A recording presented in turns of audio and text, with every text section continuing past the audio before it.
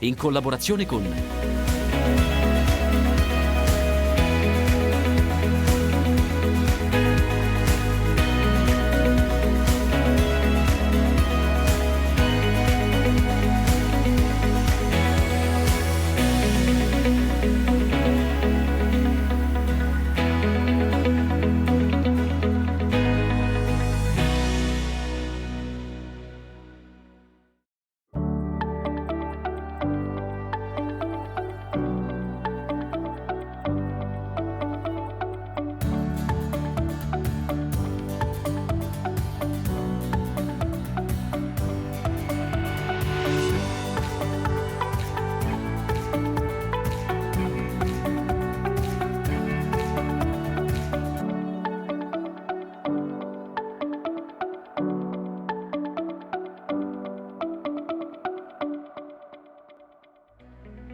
«130 anni di Ortolani Cofri», la società cooperativa agricola nata a Imola nel 1893. Una bella ricorrenza, ma anche occasione di riflessione in un settore travagliato che necessita di innovazione, ma al tempo stesso ha fortissimi legami con la tradizione.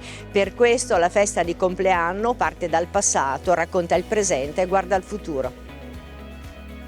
Quali sono le peculiarità del formaggio di montagna? Ve lo raccontiamo oggi. Siamo andati in un'azienda appunto del nostro Appennino, un'azienda che produce latte per il parmigiano reggiano. Parliamo anche del benessere degli animali che sono liberi al pascolo, è una delle caratteristiche di questa azienda, ma soprattutto parleremo del parmigiano di montagna perché ha delle caratteristiche che sono diverse rispetto ad altri parmigiani, sempre comunque nell'ambito di una grande qualità produttiva.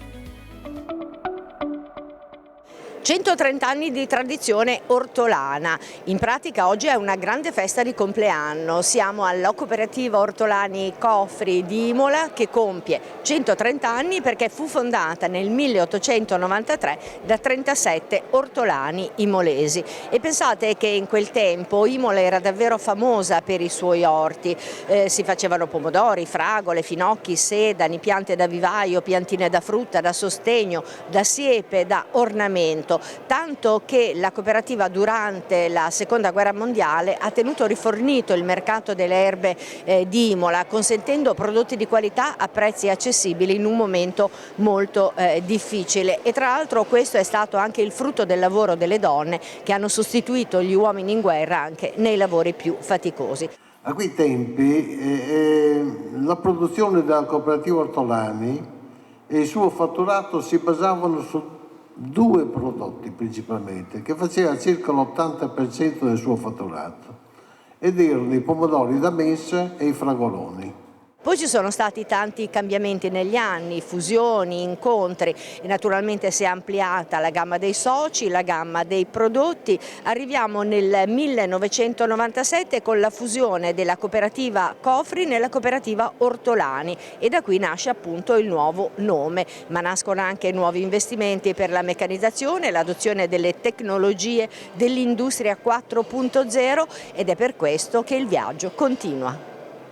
Oltre un secolo di storia cooperativa in un settore, quello ortofrutticolo, che naturalmente ha attraversato anche periodicità estremamente problematiche. Allora, Gabriele Cristofori, presidente della cooperativa Ortolani Cofri, 130 anni e non li dimostra o dobbiamo pensare che c'è un carico da affrontare guardando al futuro? I 130 anni sono un orgoglio, una responsabilità. 130 anni non li dimostra dal punto di vista dell'impegno e della passione che come all'epoca noi profondiamo nel cercare di redistribuire il reddito alle nostre aziende agricole e farle sviluppare. Li dimostra dal punto di vista dell'innovazione e abbiamo bisogno di chiaramente sviluppare la fase della tecnologia e dell'innovazione come stiamo facendo. Abbiamo già promosso e in parte attuato un piano di investimenti importante sulla meccanizzazione interna, sulle sale di lavorazione, sulla conservazione, su quello che riguarda l'efficientamento energetico con fotovoltaico e batterie di accumulo. Abbiamo la necessità di proiettarci nei prossimi 130 anni con tutti gli strumenti più moderni di cui l'azienda può godere per cercare di redistribuire reddito, cercare di lavorare al meglio, cercare di far costare queste lavorazioni il meno possibile, cercare di far recuperare fiducia alle proprie aziende agricole, perché oggi chiaramente siamo di fronte anche a questo evento che sicuramente non è positivo, per cui il nostro compito è sicuramente molto importante, ma questi 130 anni di storia ci caricano anche di una grande responsabilità ma di una grande passione. Oggi è un giorno di festa per quello che riguarda il mondo dell'ortofrutta, ma è anche un bel traguardo per il mondo della cooperazione.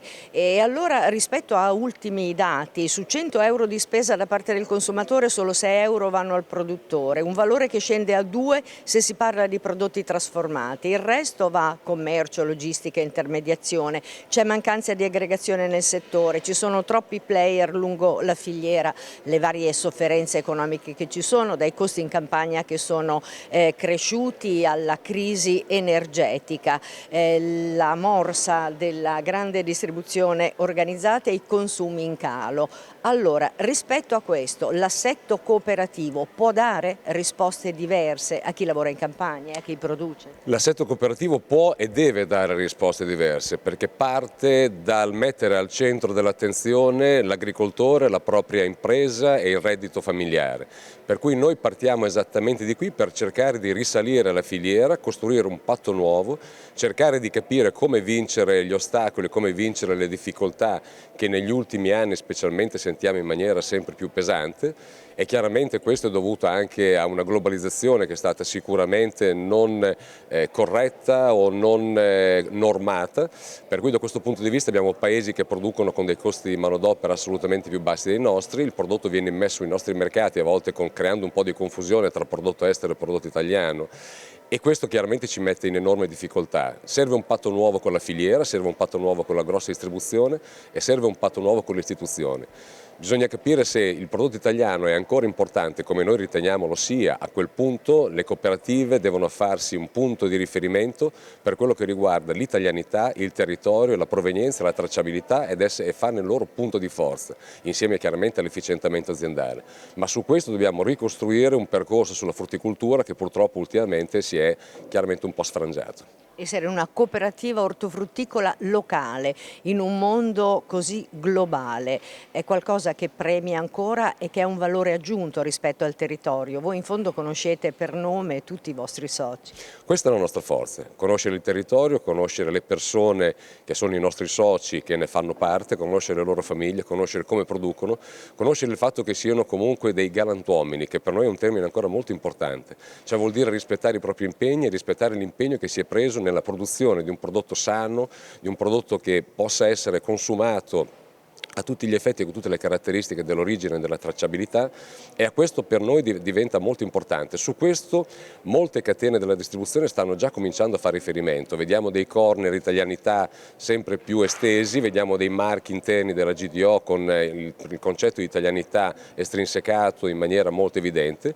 Noi su questo facciamo leva e anche quelle che possono essere le nostre dimensioni, che non sono sicuramente da gigante, però nel nostro tessuto, nella nostra filiera di ottima organizzazione con tutto un gruppo che fa capo ad Apoconerpo e che comunque può essere dimensionalmente di grande supporto, ci aiuta in questo rapporto con le catene distributive, per cui non piccoli coi grandi, ma una misura locale in un tessuto internazionale che possa dialogare in pari grado con la grossa distribuzione. Questo per noi è un grande valore. Una storia locale che però naturalmente guarda al mondo, visto che il settore ortofrutticolo traina una parte del nostro Made in Italy, però l'essere imolese ha una connotazione particolare per la cooperativa Ortolani Cofri.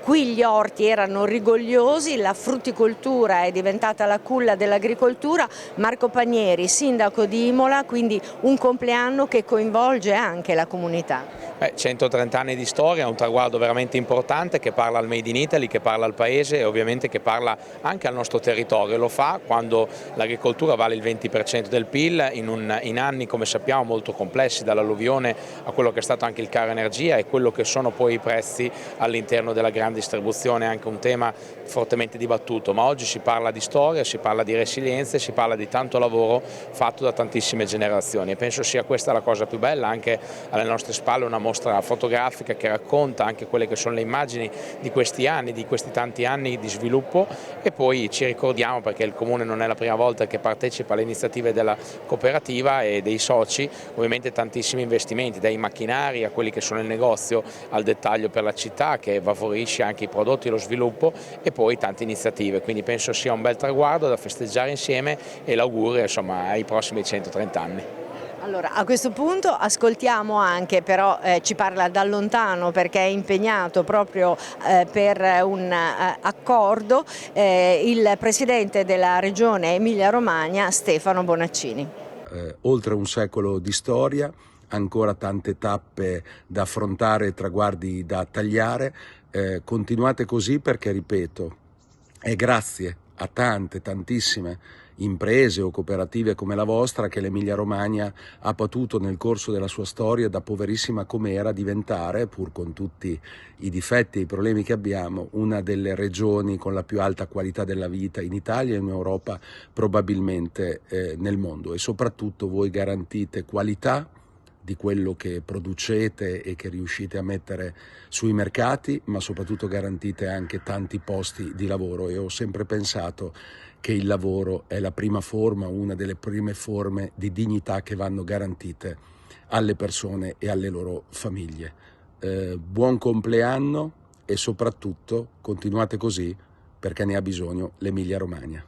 Le variabili critiche dell'agricoltura, sicuramente il clima, ma anche la logistica, la digitalizzazione, la tracciabilità e poi la PAC 2023-2027, e quindi inizia proprio in questo anno del compleanno dei 130 anni della cooperativa Ortolani Cofri. Valtiero Mazzotti è direttore dell'assessorato regionale all'agricoltura per l'Emilia Romagna. Allora, ci sono novità positive in un momento di grande sofferenza anche per la nostra regione e di continuità di momenti critici per quello che riguarda l'ortofrutticoltura.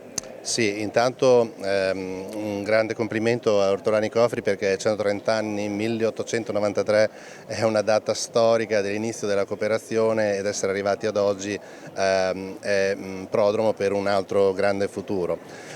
Gli strumenti ci sono, lei mi chiede, sì ci sono, abbiamo sul settore ortofrutticolo sicuramente lo strumento principale è dato dall'organizzazione comune di mercato, meglio conosciuta oggi. Hanno cambiato la denominazione intervento settoriale ortofrutta, che dà contributi in una modulazione nuova, 50% è quella storica che conosciamo, ma se si fanno ad esempio interventi che possono essere agroambientali, climatico-ambientali, quindi anche protezione dagli eventi climatici avversi, come purtroppo ci stanno verificando in questo periodo, si può arrivare a intensità di aiuto fino all'80%. È una nuova opportunità che le organizzazioni dei produttori e le loro associazioni stanno cogliendo, e vediamo nei programmi operativi una forte attenzione a presentare soluzioni per contrastare i cambiamenti climatici. Allo stesso tempo abbiamo l'altro strumento principe degli interventi di investimento, che è dato dal programma di sviluppo rurale. Siamo in partenza, ma stiamo utilizzando ad esempio anche le risorse della vecchia programmazione in esaurimento per finanziare ad esempio sistemi antigelo, perché purtroppo negli ultimi 4 anni abbiamo avuto 3 anni sfortunati che hanno colpito in parte anche queste zone. Poi il programma di sviluppo rurale e anche l'intervento settoriale ortofrutta ci mettono a disposizione nuove risorse per investire in innovazione, ricerca, formazione, consulenza, quindi un pacchetto che deve supportare gli agricoltori a far sì che la frutticoltura in particolare possa ancora dare quella redditività che per un motivo o per l'altro, motivo di mercato piuttosto che avversità climatiche e anche malattie delle piante, perché sono state in crescita dalla cimice asiatica ad oggi, ne abbiamo viste di tutti i tipi, dobbiamo contrastarle, quindi è molto importante anche avere un'agricoltura che chiamiamo agricoltura genericamente di precisione, ma comunque precisa nell'andare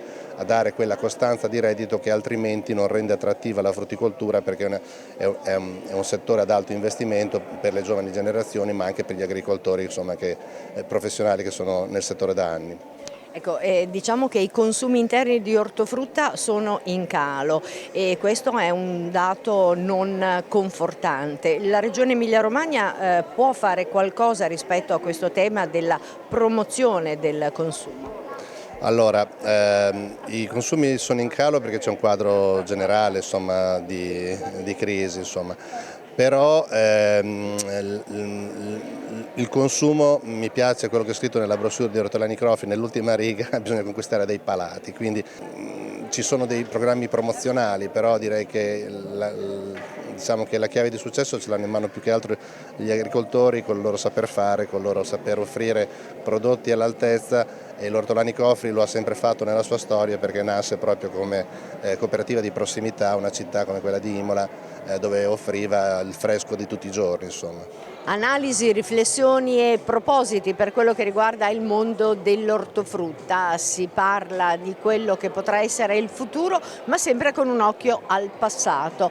E allora mi piacerebbe conoscere davvero questa signora che rappresenta col suo sorriso il meglio dell'ortofrutta per quello che riguarda in questo caso la cooperativa Ortolani Crofri, ma il nostro compleanno continua, 130 anni che vi racconteremo tra un po', una piccola pausa.